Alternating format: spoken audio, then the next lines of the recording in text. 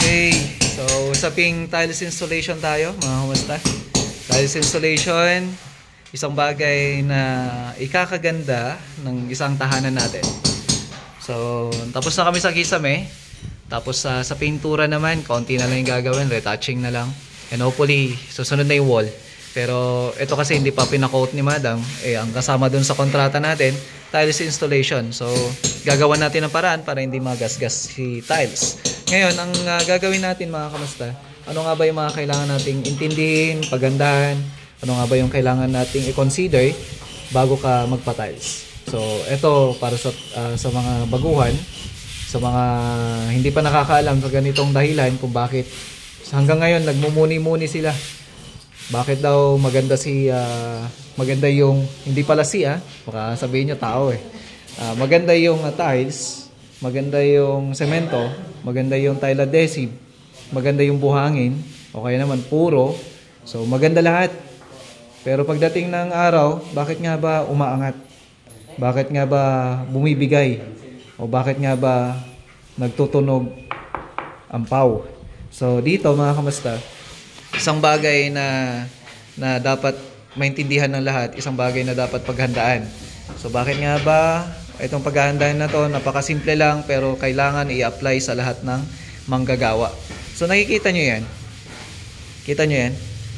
Ito po yung excess o tinatawag natin na yung pinaghaluan ng mga mortar, like dun sa may nagpalitada dati, hindi niya naalis. So sabihin na natin, ganun talaga ganun talaga manggagawa.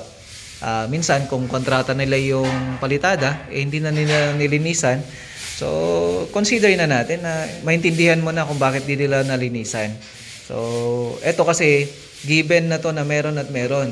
Hindi naman dahil sa ikaw ay nagpapagawa o nilinisan, pero meron at meron matitira. So ganun talaga. So dapat maintindihan din natin 'yon. Ngayon, ang gagawin natin, kailangan mo tanggalin yan. Kaya ang sabi ko, isa sa mga bagay na nagiging cause ng kapak. Yung ganyan. So, dapat yan maalis. So, ang ginagawa natin yan, chinichipping natin. O kaya kung kaya ng martilyo na lang. Siya pa yung kuryente. No? So, kailangan malinisan, lalo na sa mga sulok, para yung pagtatiles natin ay malinis. At saka talagang siguradong yung kakapit, yung ating it's either dry pack o kaya purong adhesive tsaka semento. O kaya naman semento. So, depende na sa inyo yan. Wet pack, dry pack. Depende ho yan. May kanya-kanya tayong pamamaraan pero meron tayong iisang preparasyon. Preparasyon na dapat malinisan ho yan. Linis, level, lahat na ho yan. Yun yung mga tamang layout na ginagawa natin. Na, syempre, kahit na gaano kagaling si tile setter, lahat ng materyales ay maganda.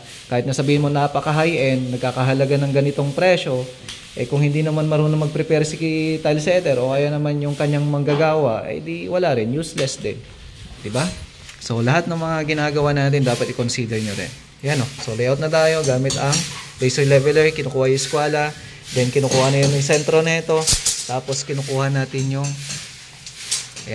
yung standard na level nya. So, yan yung mga ginagawa natin. So, simple lang. Kahit na magaling kang tile setter, kung hindi ka marunong maglinis, wala rin.